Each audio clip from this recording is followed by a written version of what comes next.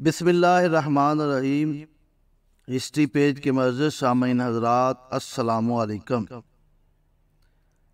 ناظرین، آج ہم حضرت معروف کرخی رحمۃ اللہ علیہ کی زندگی کے چند واقعات بیان کریں گے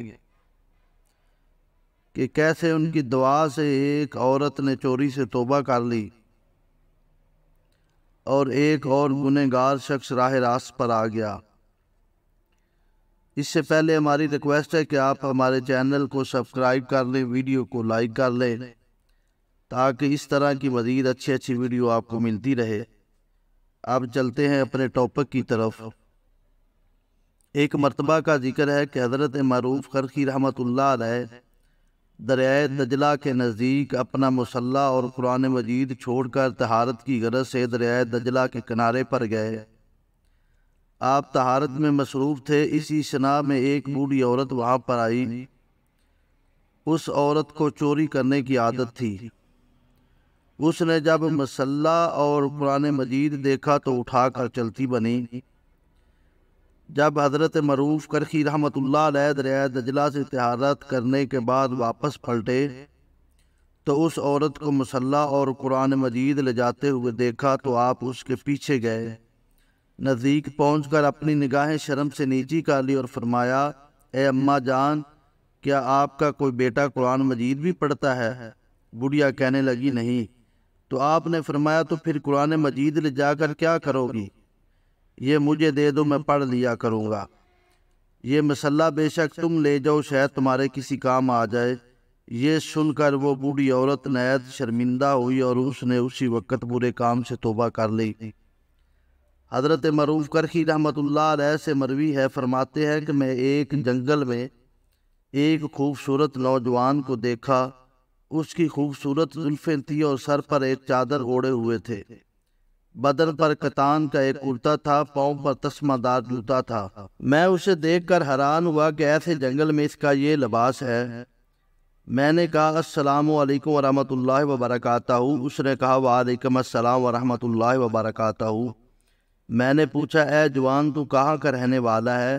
اس نے کہا کہ میں دمشق کا رہنے والا ہوں۔ میں نے کہا، کب وہاں سے نکلے ہو؟ اس نے کہا، آج ہی چاشت کے وقت۔ مجھے تعجب ہوا کیونکہ اس جگہ سے جہاں سے میں نے اسے دیکھا تھا دمشق کئی منزل پر تھا۔ میں نے کہا، کہاں جاؤ گے؟ کہا، مکہ معظمہ کو انشاءاللہ۔ میں سمجھ گیا کہ وہ اٹھایا ہوا جا رہا ہے، اسے رخصت کر کے چلا گیا۔ 3 سال تک میں نے اسے نہ دیکھا۔ ایک دن اپنے گھر میں بیٹھا اس شخص کے معاملے میں فکر کرتا تھا کہ نامعلوم میرے جدا ہونے کے بعد اس کا کیا حال ہوا ہوگا۔ تو اچانک دروازے پر دستک دینے کی آواز آئی۔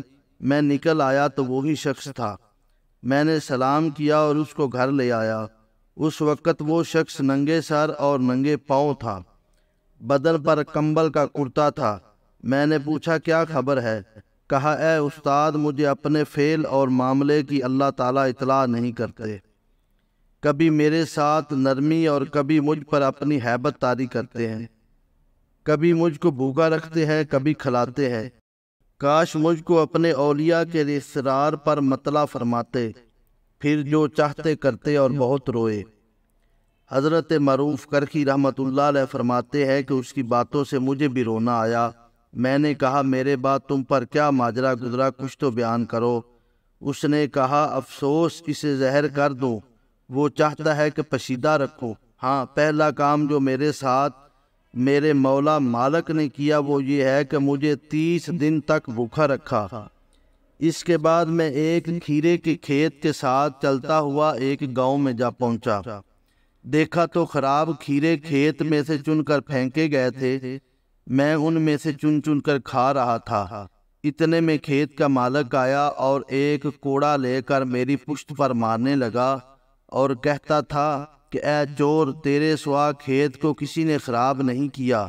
میں کئی روز سے تیری تلاش میں ہوں، میں نے تجھے پکڑ لیا۔ وہ مجھے مار رہا تھا۔ اتنے میں ایک گھوڑ سوار دوڑتا ہوا اس کے سر پر آ پہنچا۔ کوڑا اس کے ہاتھ سے چھین کر کہا، ولی اللہ پر حملہ کرتا ہے اور انہیں مار کر ان کی حانت کرتا ہے، انہیں چور کہتا ہے۔ جب کھیت والے نے یہ ہاتھ دیکھا تو میرا ہاتھ پکڑ کر اپنے گھر لے گیا، اور جتنی خاطر اور عزت ممکن تھی سب اس نے میرے ساتھ کی اور معافی چاہی، جب کہ میں اس کے پاس چور سے ولی اللہ بن گیا۔ اتنا جملہ نہ کہنے پائے تھے کہ دروازے پر دستک کی آواز آئی، اور وہی کھیت والا آیا اور اپنا سارا مال فقراء پر تقسیم کر دیا۔ وہ شخص بڑا مالدار تھا، اس جوان کے ساتھ ہو لیا، دونوں حج کو گئے اور جنگل میں دونوں نے وفات پائی۔